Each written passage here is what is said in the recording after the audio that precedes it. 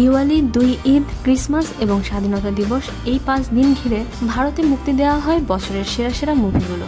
গত বেশ কয়েক বছর ধরে তো এই দিনগুলো খানেরা অথবা কুমার অথবা রোশনরা দখল করে নিয়েছেন। দিওয়ালিতে শাহরুখ, 2 ঈদের যে কোনোটিতে সালমান, ক্রিসমাসে আমির আর স্বাধীনতা দিবসে অক্ষয় কুমার অথবা ঋত্বিক রোশনের আশা চাই।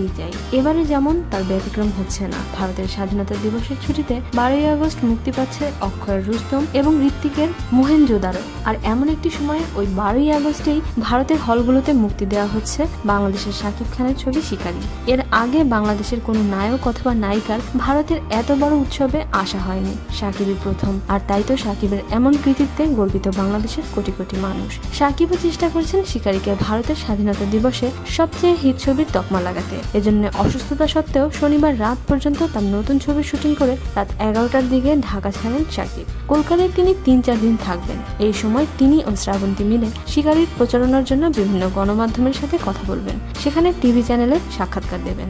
বাংলাদেশের শিকারী ছবিটি মুক্তি পায় 7ই জুলাই। মুক্তির পর থেকেই চরম ব্যবসা সফল এই ছবিটি এখনো চলছে শতাধিক হলে। কলকাতার জয়দেবের পরিচালনায় বাংলাদেশের জাজ মাল্টিমিডিয়া ও কলকাতার এসকে মুভিজের যৌথ প্রযোজনার এই চলচ্চিত্রের গল্প লিখেছেন বাংলাদেশের আব্দুল্লাহ জহির বাবু ও কলকাতার পেলে ব্যানার্জি। দর্শক, শাকিব খান এর আগেও বহুবার বাংলাদেশের জন্য অনেক সম্মান বয়ে এনেছেন। এবারে তিনি ছবি নিয়ে আসছেন ইন্ডিয়ার স্বাধীনতা দিবসে। শাকিবের এমন কৃতিত্বপূর্ণ কাজকে আপনি কোন চোখে দেখছেন জানান নিচে কমেন্ট সেকশনে। আর বিনোদন জগতের মিথ্যা বা বানোয়াট খবরের জন্য নয়, সঠিক ও সত্য খবরের জন্য সাবস্ক্রাইব করুন পানি কমন ম্যামকে।